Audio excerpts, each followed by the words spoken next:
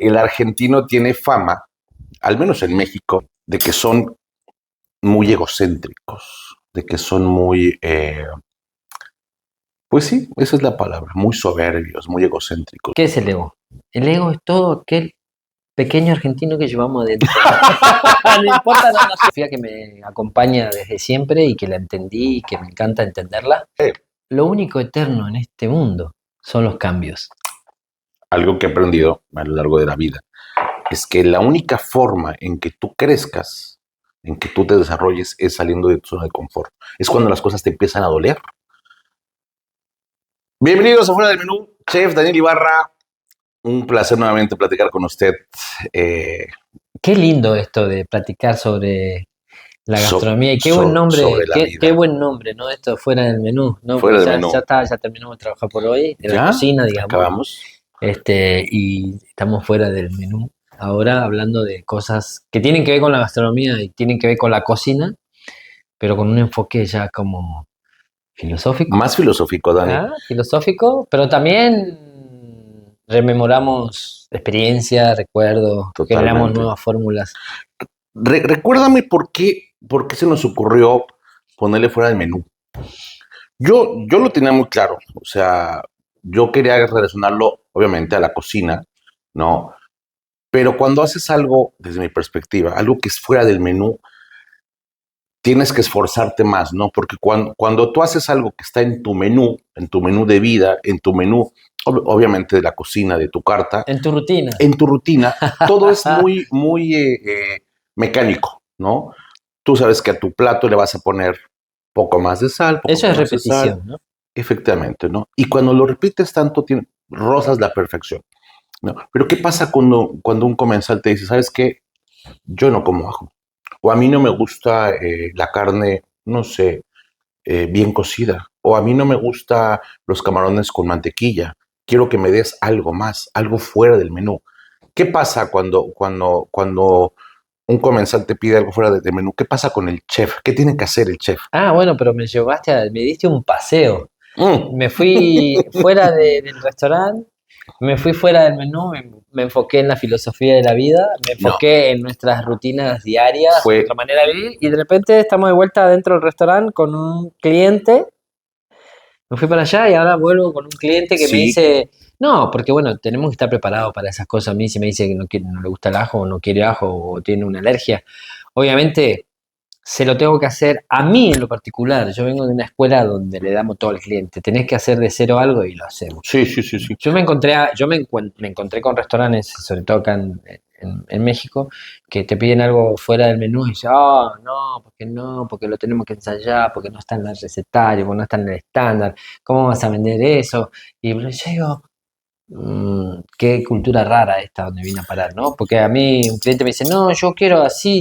Listo, se lo hacemos. ¿Quiero hacer? Ok, acá va. ¿Sí?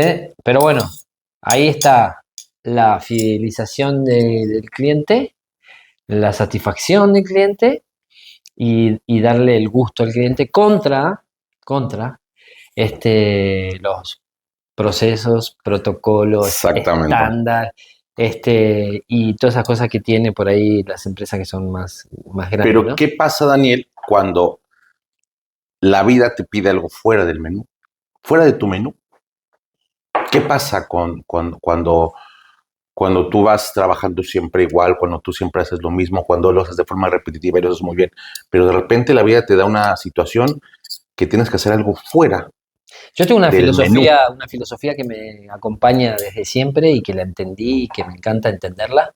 Eso hace que la vida para mí sea mucho más ligera, más amena, más liviana. La filosofía esta cita, esta frase, que te voy a regalar. Perfecto. A mí no, a la gente que nos ve. Lo único eterno en este mundo son los cambios. Sí.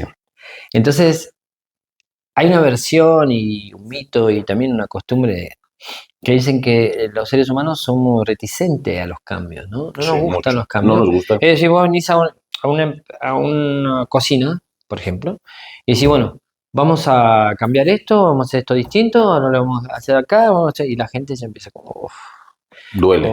Sí, porque yo ya todos los Porque es días un lo hago igual. esfuerzo, Sí, es un esfuerzo. Yo exactamente, todos los días lo hago claro. igual, lo hago en automático.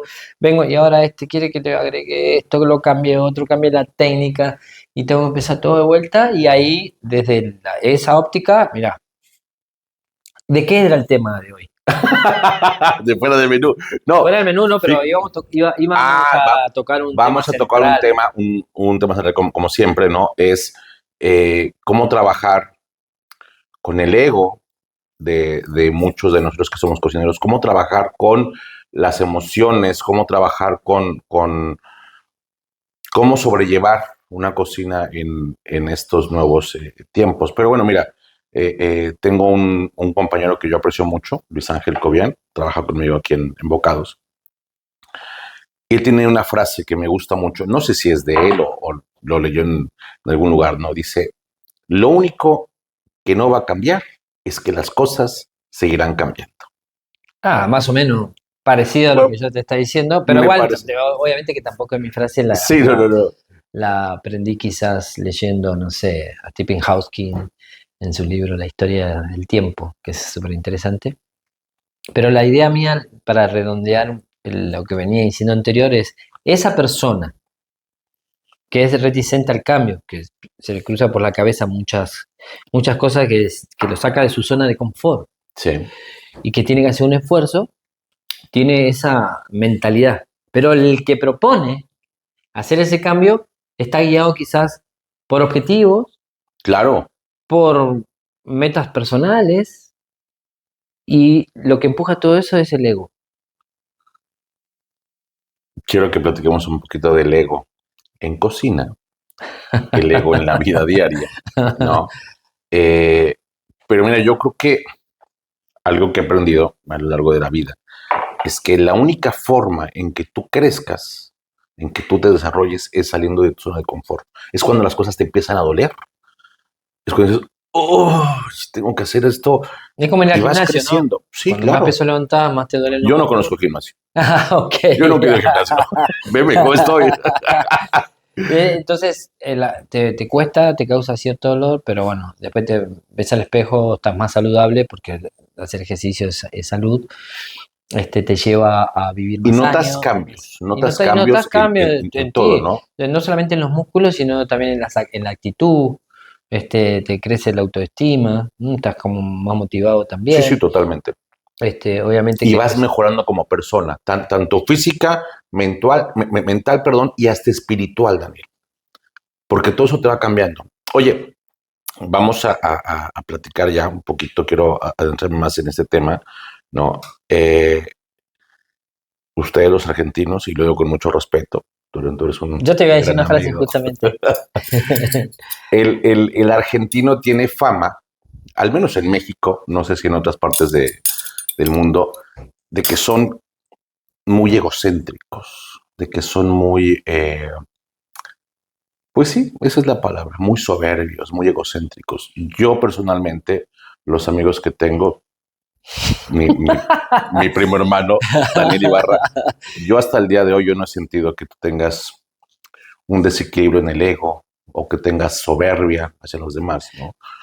Es una fama que se han creado porque, bueno, en México culturalmente, pues no sé, o sea, Ya es una cuestión de cultura también, mira, si una de tantas definiciones que puede llegar a tener el sí. ego, hay una que resuena a nivel mundial, que es, ¿qué es el ego? El ego es todo aquel pequeño argentino que llevamos adentro. No importa la nacionalidad, no importa la Ok, nacionalidad, sino que lo definen al ego, sí, el pequeño argentino que llevan dentro. porque sí, bueno, obviamente que hay una región, sobre todo Buenos Aires, que son muy Sí, y yo sí, sí, esto, y sí, yo sí. lo otro, y les encanta contar sus victorias, sus anécdotas, de una perspectiva casi arrogante, digamos, ¿no? Se lo ve desde afuera. A mí me pasó, yo estaba en Los Cabos y estaba en migraciones y había un argentino que cuando me enteré que era argentino, que como que quise acercarme un poco, pero estaba que yo esto, porque yo aquello, porque yo Ajá. logré esto, y no se callaba. O sea, y hablaba fuerte para que todos lo miren y lo escuchen. Y yo digo, no podía meter un comercial, un hola, nada, porque el tipo se la pasaba, viste, como alta y yo acá, y yo. Yo dije, yo me empecé a alejar del tipo, pues este nos representa culpa de este, después Pero piensa que todos somos así. perdón, es que tú lo dijiste ahorita, en Buenos Aires. Buenos Aires no es Argentina. Buenos Aires es la capital de Argentina. Pero ¿qué pasa con la gente de Córdoba, con la gente de Mendoza, con la gente que son de las provincias? No, ¿No? la gente de la Es provincia totalmente son diferente. totalmente, son humildes, son muy dóciles, Sí, respetuosos, totalmente. eh, sobre todo si las provincias del norte.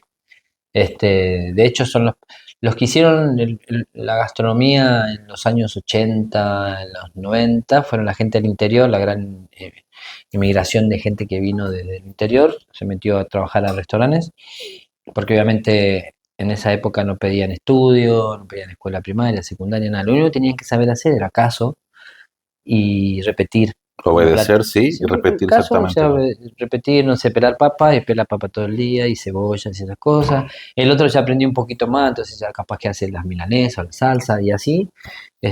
Muchas cocinas exitosas en Argentina siguen teniendo gente que vino del interior, que está hace 20, 30 años en la cocina, 40 años hace que está en la cocina, repitiendo más o menos los mismos procesos, viendo incluso pasar Sí, muchos chefs que duran un año, dos, y ellos siguen y le estando. aprendes muchísimo. Fíjate que, bueno, retomando ese tema del ego, leyendo a Mario Sabán, que es un cabalista argentino, impresionante, un tipo, yo lo conozco de él hace un año, año y medio, y me ha interesado mucho su filosofía de vida, ¿no? Pues, cabalista, enseña cábala, una cosa maravillosa, ¿no? Y él un día, escuchando un podcast también de él, decía que el ego no es malo, hay que tenerlo equilibrado, porque cuando tú tienes el ego desequilibrado, te vuelves el tipo más nefasto del mundo. Hay que equilibrarlo. ¿Cómo lo vas a equilibrar? Bueno, pues ya depende de cada persona, ¿no? Pero bueno, retomando temas, ahorita hablabas de que en el norte, de que en Argentina tocaba gente ya muy grande, ¿no? Actualmente, en estas cocinas que estamos llevando nosotros, no tenemos gente mayor. Los mayores somos tú y yo, Ujú. ¿no? Tenemos gente de menos de 30 años, a lo mejor uno más de 32, 33, pero es gente muy joven, Daniel, ¿no? Yo me acuerdo que cuando empezó en cocina hace veintitantos años, los cocineros, yo empecé en España, en San Sebastián, en el País Vasco, me acuerdo que eran señores que llevaban en el hotel, en la cocina esta 20, 30 años, ¿no? Y te aventaban las cosas y eran tipos súper rudos, súper maleducados, no te enseñaban nada, te quemaban, y tú como aprendiz decías, pero ¿por qué la gente es así, no? Era la época de tampoco le gustaba enseñarte ni darte No su te enseñaban, secreto ¿sí? para que vos no aprendas y no le ¿Sí? saques el puesto después. Y yo me acuerdo que cuando yo llegué a esa cocina, era el más joven, tenía 21 o 22 años más o menos por ahí. Y el que me seguía tendría 35, 36 años, ¿no? Había un señor que tenía 58 y tenía con la empresa muchos años, ¿no? Y tú lo veías, o sea, cómo movía las manos. Él era un tipo pequeñito, regordete, pero un tipo con una habilidad.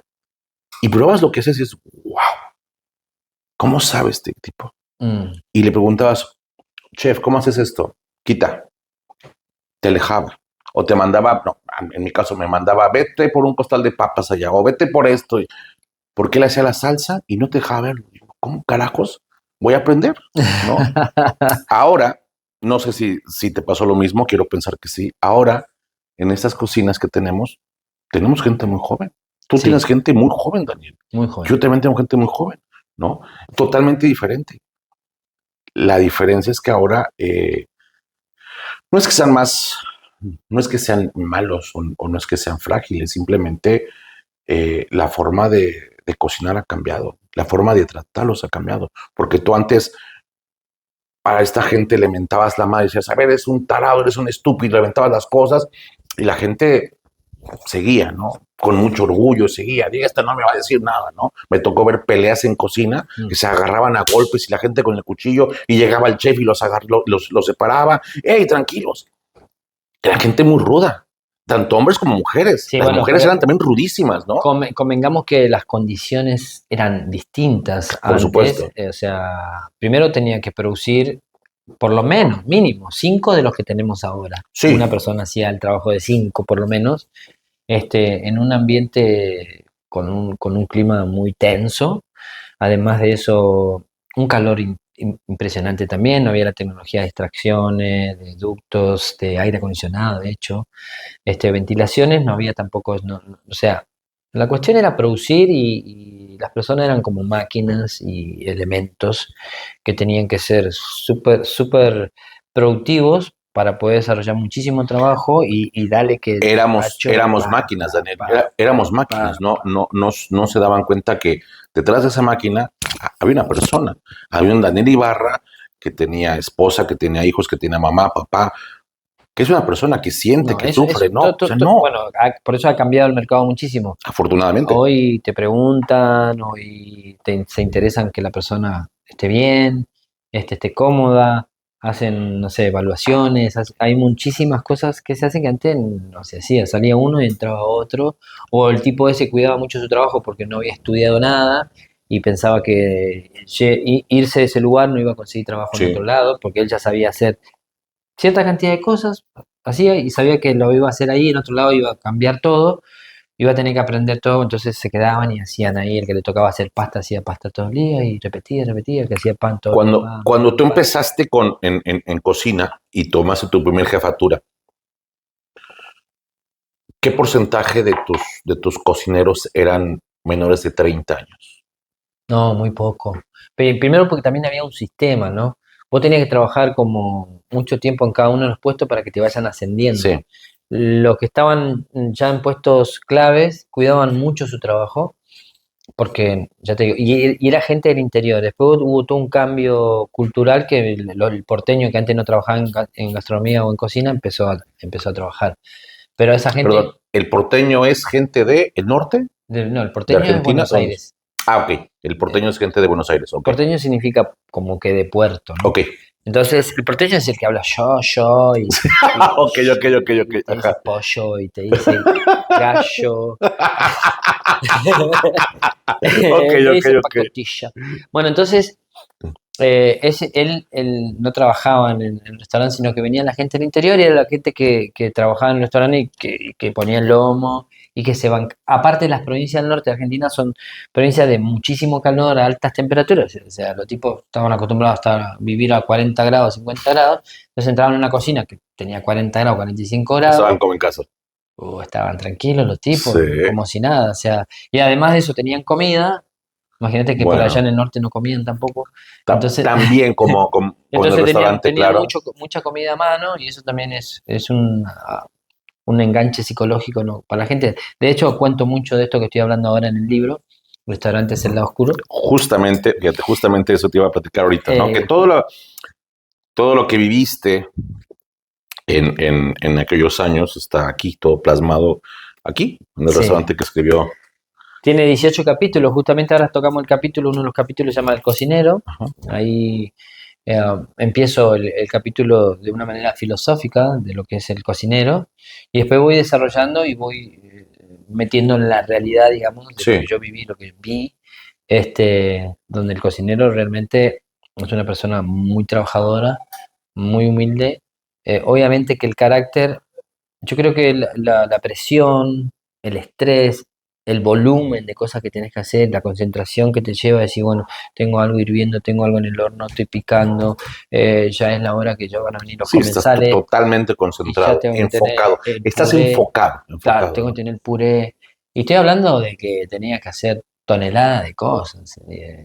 Yo me acuerdo que llegaba el camión de la papa y había que bajar 30 40 bolsas de papa, cebollas, calabazas, batatas, camote le dicen acá. Camote, ¿no? Entonces tenía que bajar más de 100 bolsas diarias de peso y antes las bolsas de papa pensaban 40 kilos.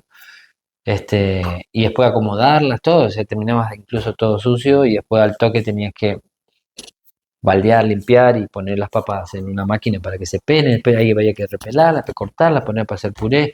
Mientras tanto tenías tu demi-glace marchando, tu fileto marchando, tu leche ahí también para hacer la salsa blanca, que son unas salsas bases, ¿no? Y volúmenes muy grandes, porque los pocos restaurantes que había en la década del 80, 90 estaban llenos, atestados. Después todo el mundo vio el negocio en el restaurante, del 90 al 2000 empezó a crecer muchísimo la gastronomía, del 2000 en adelante el boom de las escuelas de cocina, Sí, y ahí justamente hubo la incorporación de una nueva camada de de personas cocineros, ajá. de cocineros que en las escuelas de cocina no te pedían que vos tengas la prepa o la secundaria, como le decimos, ya hecha. O sea, si no te iba bien en el colegio o en la escuela, sabías que podías entrar a estudiar cocina, tener un oficio y trabajar, digamos, de eso. Entonces, Porque antes era, bueno, sí, sigue siendo un oficio, que ya lo platicamos en uno de los podcasts pasados. Antes la cocina se le veía como un oficio, ¿no? Hoy sí sigue siendo oficio, pero también es una profesión y también acordamos que es un arte, ¿no? Oye, pero, y también es ciencia. y también es ciencia, efectivamente, ¿no? ¿En qué ha cambiado tu liderazgo de cuando tú empezaste con estos señores, estos viejones, mal encarados, que no saludaban, gritones, y bueno, al día de hoy? Mira, Porque al día de hoy tienes gente gente muy joven, y a esa gente tú le tienes que hablar diferente, ¿no? No que tengas que ser más suave, sino tienes que saber cómo tratar a la gente, porque obviamente esas generaciones han cambiado, sí, y no es que sean malos o buenos, simplemente tenemos otra mentalidad, sí, y tenemos que saber cómo tratar a cada persona. ¿Tú cómo has cambiado mira, como y jefe? ahora, como te tiré una frase que lo único eterno en este mundo son los cambios, te tiro otra, que este mundo no es del más inteligente ni del más fuerte, sino del que mejor se adapta, la Totalmente. ley de Darwin. Entonces, obviamente que yo cometí mis errores, obviamente yo ocupo puestos altos desde los 19 años, era muy mandón, gritón, soberbio, injusto también. Es obvio que siendo así la vida te castiga y ahí aprendes. Sí, Entonces vas aprendiendo y vas cambiando las fórmulas, porque es otra, ahí te tiro otra. No puedo obtener resultados distintos aplicando siempre la misma haciendo siempre lo fórmula. mismo, efectivamente, Entonces, ¿no? entendí que no solamente debía aprender cada vez más de cocina y de técnica, sino que tenía que aprender habilidades blandas. Las habilidades blandas, por ejemplo, como la comunicación, Sí. estudiar liderazgo, estudiar programación neurolingüística, coaching oncológico, el coaching eh, de liderazgo. Entonces me volqué también a ese mundo paralelo, empecé a comprar libros que tenían que ver con la espiritualidad, con el liderazgo, con la comunicación, en paralelo a lo que yo hacía, porque era obvio que a mí me gustaba ver líderes que dominaban muchísima gente, que Sí. tenían 100 personas a cargo, 500 personas a Y cargo, lo dos seguían. mil personas a cargo. Entonces dije, autoritariamente es algo de corto plazo, es algo que la gente te sigue porque no le queda otra, Sí, sí, sí, totalmente. pero producen por miedo, y cuando pueden se van. Sí. Ahora, el liderazgo es otra cosa, es otra etapa, es otro mundo donde la gente te sigue porque decidió seguirte y porque quiere seguirte, porque quiere trabajar contigo. Entonces empecé a ver que mi camino como autoritario era, me ponen 6 personas y tengo que lidiar todos los días con esas seis Oye, personas. Dani, ¿no será que crecimos nosotros como chefs con la idea vieja de que los chefs franceses, ya sabes, el chef francés alto, con la casaca, con la filipina blanca, impecable, con el gorro, y que llegaba a gritar y mandar, y que al chef nunca le tenías que decir que no, solamente calladito, sí, chef, sí, chef, sí, chef? ¿No será que crecimos con esa falsa idea de que al chef no se le dice nada, de que al chef solamente él es el que manda y es la autoridad máxima, y si tú dices otra cosa, te va a escupir, te va a aventar los platos? Eso para mí es una idea obviamente muy anticuada. Seguramente habrá gente que va por ahí con No, esas no es ideas, una ¿no? idea, yo creo que es una falencia, es la falencia que yo vi y en la que trabajé, de tipos con mucho conocimiento, con escuelas donde fueron a escuela de cocina, donde trabajaron en cocina exigente, pero no trabajaron la otra parte.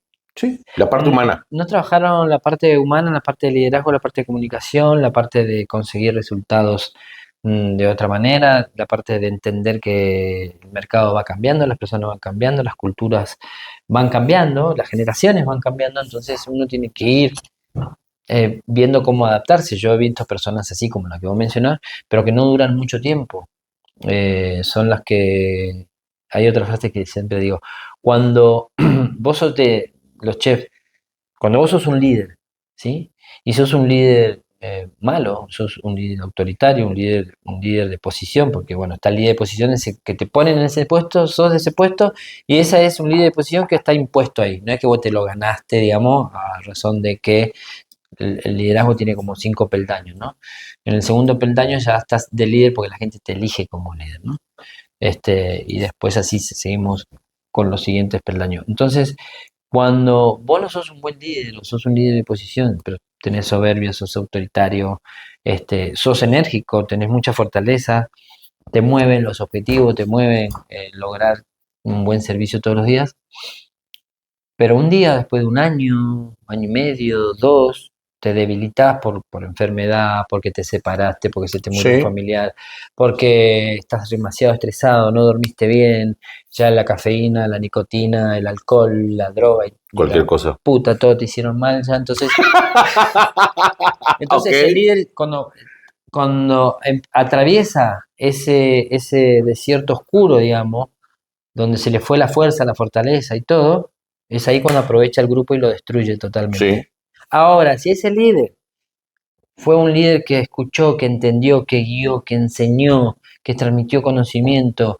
que se preocupó porque el equipo trascienda, dejarle una huella, dejarle un legado y demás, cuando esa persona atraviesa porque los seres humanos no podemos escapar a esta ley de la dualidad de la vida, ¿no? La noche y el día, lo bueno y lo malo. Nosotros tenemos tiempos muy buenos en nuestras vidas, pasamos por momentos muy buenos y pasamos por momentos malos, pero es indefectible, no toda la vida van a ser momentos de felicidad y es que bueno, es vida, Daniel, esto es y no vida. toda la vida vas a pasar mal. Y tienes que Entonces, entenderlo así, ¿no? este líder, el otro en contraposición con el primero que te mencioné, si atraviesa esa parte mala en su vida, que a todos nos llega, porque es causa, porque no podemos manejar que se te muera No, no. un pariente, que se te muera alguien cercano, que te divorcies porque por X causa, o porque, no sé, tu pareja te está metiendo los cuernos, entonces eso causa, Oh, oh, eso causa oh. debilidad. Entonces ahí el equipo está para sostenerlo. Sí, Si fue bueno, si les encanta que él esté y que no quieren correr el riesgo que venga otro líder, entonces el equipo pero eso es lo va a cuando aguantar, haces un buen equipo. lo va a soportar, Claro. lo va a aguantar y van a esforzarse más para lograr los mismos resultados sabiendo que el líder está débil, está enfermo, está triste, está deprimido, entonces ahí lo va a ayudar. Si fuiste del otro, van a aprovechar para Fíjate que desaparecerte. algo que yo digo como tip para los chavos que están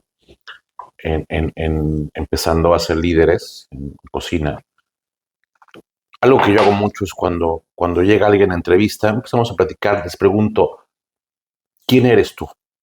Pues yo soy cocinero. No, no, no, no. O sea, ¿quién eres tú? ¿Cómo te llamas? Juan Méndez, perfecto. ¿Quién es Juan Méndez? Y digo, sí, o sea, quiero saber Juan Méndez de dónde viene, ¿sí? Si tiene hijos, si está casado, tiene mamá, tiene papá, tiene perritos, qué le gusta comer, qué no le gusta comer, le gusta ir al cine, le gusta el fútbol, le gusta, no sé, o sea, meterme mucho más a la persona para entender a esa persona, ¿tienes? Y con eso, Daniel, tú puedes saber mucho de la persona. Yo algo también que pregunto siempre es, ¿tienes alguna alergia? Porque tienes Mm. que cuidar a las personas. Hoy yo sé que tengo un chico que es alérgico al paracetamol, tenía gente que era alérgica a la manzana. Yo hace poco tenía un tipo que era alérgico al trabajo. Sí. Por suerte ya no está. Ya no está, bueno, no hablemos del árbol caído, eso es malo. Pero sí, o sea, hay gente que Se me ocurrió un chiste. necesitamos siempre saber que no es el chef Daniel. No, yo conozco a Daniel Ibarra y yo conozco que Daniel Ibarra pues nació aquí, tiene tantos hijos, sí le gusta comer esto, no le gusta esto. Cuando empiezas a adentrarte y a conocer a la persona, haces mucha conexión. Y esa conexión es bien valorada por la gente, porque saben que mi jefe o que mi líder se interesa por mí, ¿no? Que no nada más me ve como un número, porque al final en muchos trabajos somos Juan Méndez, número de colaborador 432, ¿no? Saben que somos mucho más que ese número, ¿no? Entonces, a mí me funciona mucho, ya llevo años con eso, ¿no? Y hablarle a la gente siempre bien de frente, o sea, ser bien honestos con las personas, cuando les va bien, que bueno, cuando les va mal, también decir, ven, estás fallando en esto y en esto. Muy educado, ¿sí? Y cuando las cosas están muy mal, y si sabes que las cosas no van bien, hay que cambiar, hay que mejorar, ¿no? Y la gente lo entiende. La gente que es inteligente lo entiende.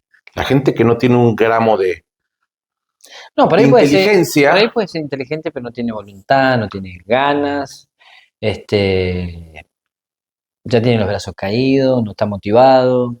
pero es que Puede pasar muchas cosas. la motivación, Dani, se va a ir en cualquier momento.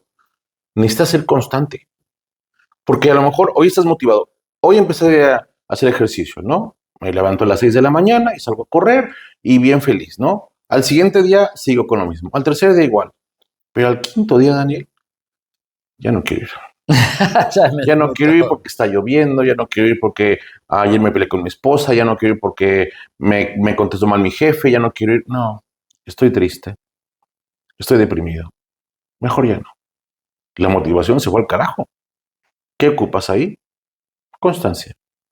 No, tienes que pararte. Disciplina. Disciplina, constancia, exactamente. Tienes que levantarte, hacer ejercicio, ¿sí?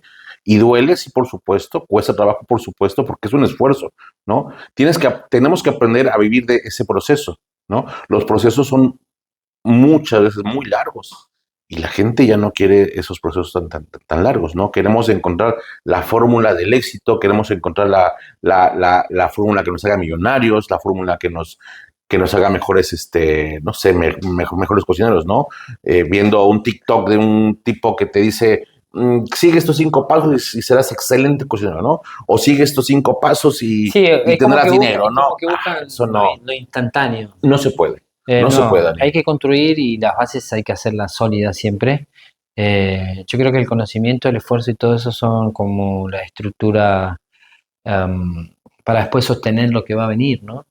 Y ahí va un ejemplo, ¿no? El bambú que durante 8 años genera sus raíces hacia abajo, Sí, genera toda su estructura abajo de la superficie donde no se ve. Eso es lo que uno por ahí en silencio hace, que estudia, se esfuerza, practica, ensaya, sigue adquiriendo conocimiento. Eso es lo que la gente no ve, pero cuando después te ascienden o te toca manejar cocina o empresas directamente, vos ya tenés tu base sólida y puedes crecer, crecer, crecer, como en el caso del bambú, que una vez que pasen estos 7 8 años, el bambú en 15 días desarrolla una altura de 2 metros y si vos lo cortás sigue creciendo y si no sí. lo cortás puede crecer hasta donde dé, porque sabe que tiene una buena estructura, que ya no se va a caer. Ahora, si vos te recibiste de chef, no tenés experiencia en el campo, tenés una teoría muy buena y te ponen a trabajar de chef y No, probablemente no vas a durar mucho tiempo. no.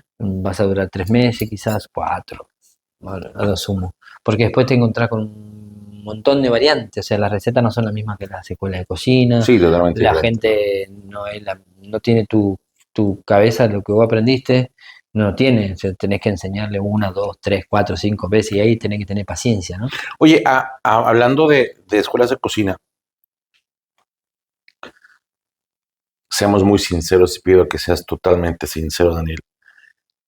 ¿Tú, tú hoy les recomiendas a los chicos que están, que les gusta cocinar, que aman cocinar, tú les recomiendas que estudien cocina, que se dediquen a este negocio, que se dediquen a este oficio, que se dediquen a esa profesión? ¿Tú realmente dirías, sabes qué?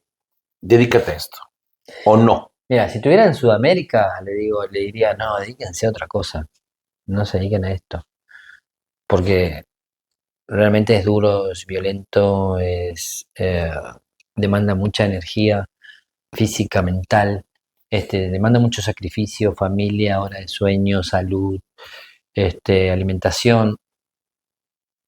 Pero acá, en México, trabajan 7 horas y media, No, pero, 8. no, Sí, le diría acá en México, dedicate, pero estudiá. pero ¿sabes qué? No, lo que pasa es que también estamos trabajando en una empresa muy noble, una empresa muy humana.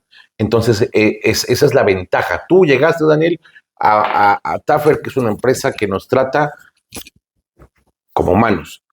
Me ha tocado trabajar en otras compañías que he tenido la bendición, pero el trato es totalmente diferente.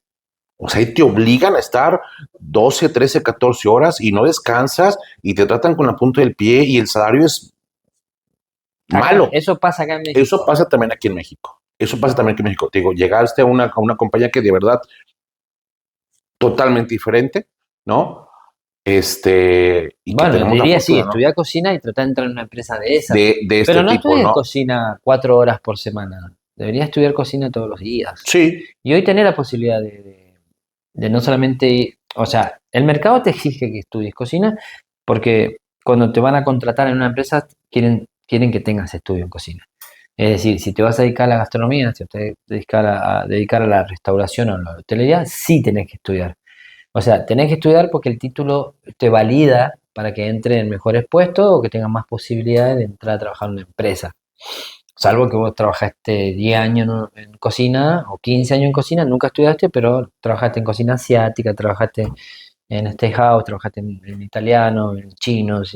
Entonces, eso ya te da la chapa, te da la capacidad de que puedas entrar a trabajar. Ahora, si vos sos joven, te gusta la cocina, querés dedicarte a eso, tenés que estudiar. Eh, Tenés que estudiar y además de eso tenés que reforzar el conocimiento. Hoy tenemos muchas herramientas para adquirir conocimiento y y gratis, gratis. eso es Dios, y Y gratis, gratis. Daniel, Tenés, gratis. tenés el YouTube, tenés el Google, A tenés ver, las o redes sea, hay, sociales. hay, hay muchísimas universidades a nivel mundial que te regalan cursos, Daniel, ¿sí? De cocina, ¿qué te gusta? Asiática, de cocina molecular, de cocina, ¿no? De química de alimentos, que te regalan cursos de inglés, que te regalan cursos de liderazgo.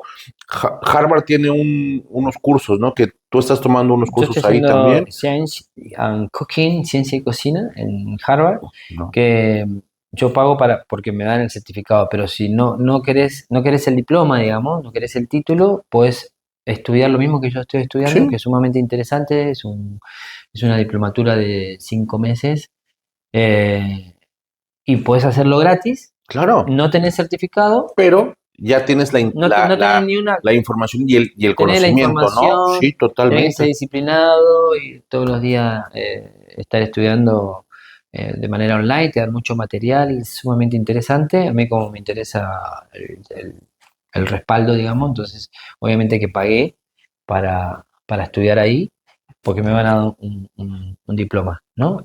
Pero, Una o sea, certificación. Ahora, sí, pero ahí tenés más, creo que vi más de 200 cursos o 300 en Harvard que son gratis y lo espérate, puedes hacer.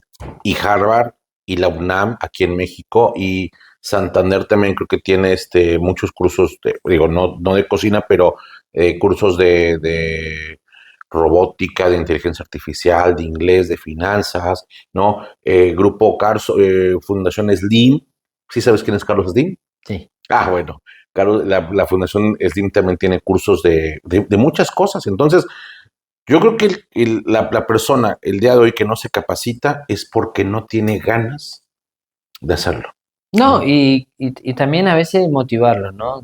Por ejemplo, puede haber personas mirándonos ahora en este podcast y le decimos, es necesario que estudies, Sí, es necesario que tengas una disciplina y que cada día aprendas algo nuevo.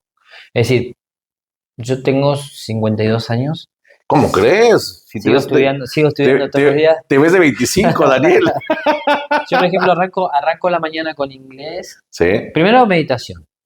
Después sigo con inglés. Después de inglés, ahora, bueno, tengo ciencia y cocina en Harvard. Después de eso, me encanta un anime que se llama Food War, que habla que se trata de la cocina asiática, sobre todo la japonesa.